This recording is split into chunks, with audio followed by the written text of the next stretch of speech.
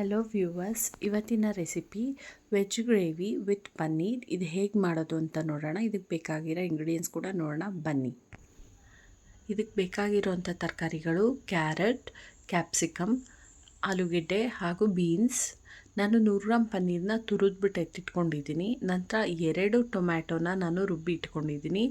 ಈ ಸೈಜಿನ ಈರುಳ್ಳಿ 3 ಈರುಳ್ಳಿನ ನಾನಿಲ್ಲಿ ಚಿಕ್ಕದಾಗಿ ಹೆಚ್ಚಿಟ್ಕೊಂಡಿದ್ದೀನಿ.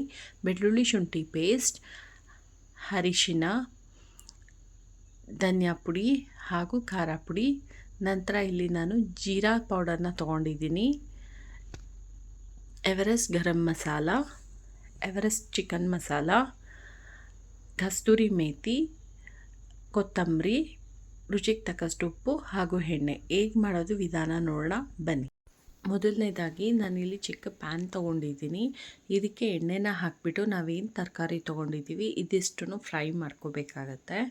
ನೋಡಿ, ನಾನಿಲ್ಲಿ 3 ಟೇಬಲ್ ಸ್ಪೂನ್ ಅಷ್ಟು ಎಣ್ಣೆ ತೊಗೊಂಡಿದ್ದೀನಿ. ಜಾಸ್ತಿ ಎಣ್ಣೆ ಏನು ಬೇಕಾಗಲ್ಲ ಫ್ರೈ ಮಾಡ್ಕೊಳ್ಳೋಕ್ಕೆ. ಈಗ ಈ ತರಕಾರಿ ಎಲ್ಲ ಹಾಕಿಬಿಟ್ಟು ನಾನು ಫ್ರೈ ಮಾಡ್ಕೊತಾ ಇದ್ದೀನಿ. ತರಕಾರಿ ಈಗ ಸ್ವಲ್ಪ ರೋಸ್ಟ್ ಆಗಿದೆ. ಈಗ ನಾನು ಇದಕ್ಕೆ ಉಪ್ಪನ್ನ ಸೇರಿಸ್ಕೊತೀನಿ. ನೀವು ರುಚಿಗೆ ತಕ್ಕಷ್ಟು ಹಾಕ್ಕೊಳ್ಳಿ. ಈಗ ನಾನು ಇದು ನೀರು ಹಾಕ್ದಲೇ ಮುಚ್ಚುಳನ ಮುಚ್ಚಿಬಿಟ್ಟು ಹಾಗೆ ಬೇಯಿಸ್ಕೊತೀನಿ. ಆವಾಗವಾಗ ಮಧ್ಯೆ ಕೈ ಆಡಬೇಕು. ಈಗ ನೀವಿಲ್ಲಿ ನೋಡ್ಬೋದು ತರಕಾರಿ ಎಲ್ಲ ಚೆನ್ನಾಗಿ ಬೆಂದಿದೆ.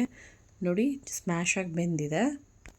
ಈಗ ತರಕಾರಿನ ಎತ್ತಿಟ್ಕೊಬೇಕು. ನಂತರ ಇನ್ನೊಂದು ಪ್ಯಾನಲ್ಲಿ ನೀವೀಗ ಎಣ್ಣೆನ ಹಾಕಿಬಿಟ್ಟು ಒಗ್ಗರಣೆ ಮಾಡ್ಕೊಬೇಕಾಗತ್ತೆ. ನಾನಿಲ್ಲಿ 6 ಟೇಬಲ್ ಸ್ಪೂನ್ ಎಣ್ಣೆ ತೊಗೊಂಡಿದ್ದೀನಿ. ಎಣ್ಣೆ ಜಾಸ್ತಿ ಇದ್ದರೆ ಚೆನ್ನಾಗಿರುತ್ತೆ.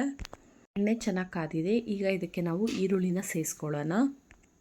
ಈಗ ಇದಕ್ಕೆ ನಾನು ಬೆಳ್ಳುಳ್ಳಿ ಶುಂಠಿ ಪೇಸ್ಟ್ನ ಹಾಕ್ಕೊತಾ ಇದ್ದೀನಿ. ನೋಡಿ, ಬೆಳ್ಳುಳ್ಳಿ ಶುಂಠಿ ಪೇಸ್ಟ್ ಹಾಕಿ ನಂತರ ಅದು ಹಸಿ ಸ್ಮೆಲ್ ಹೋಗೋ ತನಕ ರೋಸ್ಟ್ ಮಾಡಬೇಕು. ನಂತರ ಇದಕ್ಕೆ ನಾವು ಸ್ಪೈಸಸ್ನ ಆ್ಯಡ್ ಮಾಡೋಣ. ನಾನಿಲ್ಲಿ ಜೀರಿಗೆ ಪುಡಿನ 1 ಸ್ಪೂನಷ್ಟು ಹಾಕ್ತಾಯಿದ್ದೀನಿ.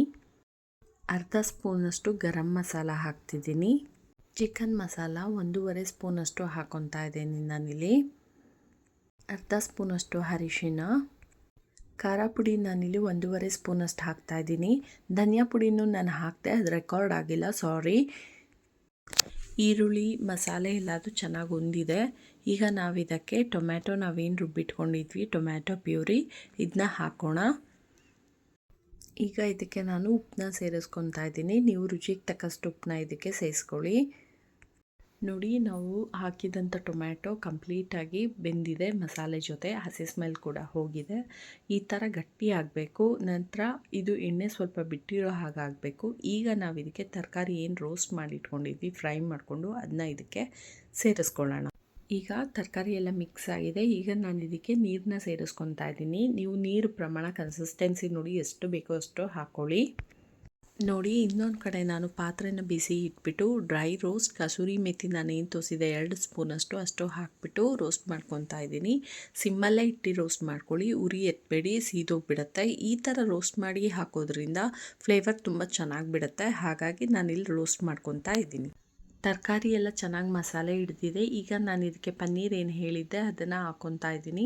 ಪನ್ನೀರ್ ಹಾಕಿ ಜಾಸ್ತಿ ಹೊತ್ತೇನು ಕುದಿಸ್ಬೇಕಂತ ಇಲ್ಲ, ಜಸ್ಟ್ ಒಂದು ಮಿಕ್ಸ್ ಕೊಟ್ಟರೆ ಸಾಕು. ಈಗ ನೋಡಿ, ಪನ್ನೀರೆಲ್ಲ ಚೆನ್ನಾಗಿ ಮಿಕ್ಸ್ ಆಗಿದೆ. ಈಗ ನಾನು ಇದಕ್ಕೆ ಕಸೂರಿ ಮೆಥಿ ಏನಾಗಲೇ ರೋಸ್ಟ್ ಮಾಡಿಟ್ಕೊಂಡಿದ್ದೆ ಅದನ್ನ ಬೆರಳಲ್ಲಿ ಈ ಥರ ಜಸ್ಟ್ ಒಂದು ಸ್ಮ್ಯಾಶ್ ಆಗೋ ಥರ ಈ ಥರ ಮಾಡಿಬಿಟ್ಟು ಪುಡಿ ಥರ ಮಾಡಿಬಿಟ್ಟು ಇದನ್ನ ಹಾಕೋಣ. ನೋಡಿ, ಈ ಥರ ಮಿಕ್ಸ್ ಮಾಡಿ. ಈಗ ಎಲ್ಲ ಚೆನ್ನಾಗಿ ಬೆಂದಿದೆ. ಈಗ ನೋಡಿ, ಎಣ್ಣೆ ಎಲ್ಲ ಮೇಲೆ ಬಂದಿದೆ. ಲಾಸ್ಟಿಗೆ ನಾನು ಕೊತ್ತಂಬರಿನ ಇಲ್ಲಿ ಹಾಕ್ತಾಯಿದ್ದೀನಿ.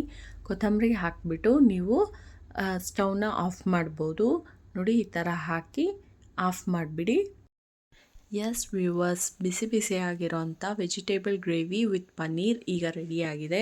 ನೀವು ಪನ್ನೀರ್ ಈ ಥರ ಹಾಕೋಕ್ಕೆ ಇಷ್ಟಪಡಲ್ಲ ಅನ್ನೋರು ಬೇಕಾದರೆ ಚಿಕ್ಕದಾಗಿ ಚಾಪ್ ಮಾಡಿ ಹಾಕ್ಬೋದು, ಚೆನ್ನಾಗಿರುತ್ತೆ. ಇಲ್ಲಿ ನಾನು ಚಿಕನ್ ಮಸಾಲಾನ ಯೂಸ್ ಮಾಡಿದ್ದೀನಿ. ಚಿಕನ್ ಮಸಾಲಾನ ವೆಜಿಟೇರಿಯನ್ ಅವರು ಕೂಡ ಯೂಸ್ ಮಾಡ್ಬೋದು. ಅದರಲ್ಲಿ ಯಾವುದೇ ಥರ ಚಿಕನ್ ಕಂಟೆಂಟ್ ಇರಲ್ಲ, ಅದು ಬರೀ ಸ್ಪೈಸಸ್ ಅಷ್ಟೇ, ಅಂದರೆ ಮಸಾಲೆ. ನೀವು ಈ ಗ್ರೇವಿನ ಚಪಾತಿ, ಪೂರಿ, ಪರಾಟ, ರೋಟಿ ಹಾಗೂ ರೈಸ್ ಜೊತೆ ಅಂದರೆ ಅನ್ನದ ಜೊತೆ ಕೂಡ ಬಳಸ್ಬೋದು. ತುಂಬ ಚೆನ್ನಾಗಿರುತ್ತೆ. ನಿಮಗೆ ನಾನು ಮಾಡೋ ಈ ರೆಸಿಪಿಗಳೆಲ್ಲ ಇಷ್ಟ ಆದಲ್ಲಿ ಲೈಕ್, ಸಬ್ಸ್ಕ್ರೈಬ್ ಹಾಗೂ ಶೇರ್ ಮಾಡಿ ಹಾಗೂ ಕಮೆಂಟ್ ಬಾಕ್ಸಲ್ಲಿ ಹೇಗಿತ್ತು ಅಂತ ಹೇಳಿ. ಟ್ರೈ ಮಾಡೋದು ಮಿಸ್ ಮಾಡಬೇಡಿ. All the best. Bye. Thank you.